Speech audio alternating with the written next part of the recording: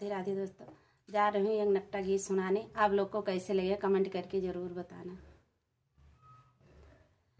ने बुलावा कई हरी डार मेरे अंगने माँ, ने बुलावा कई हरी डार मेरे अंगने माँ,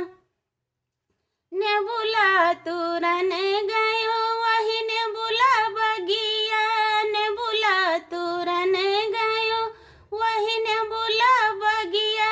गिरई ने बुला चार यार मेरे अंगने माँ, गिरई ने बुला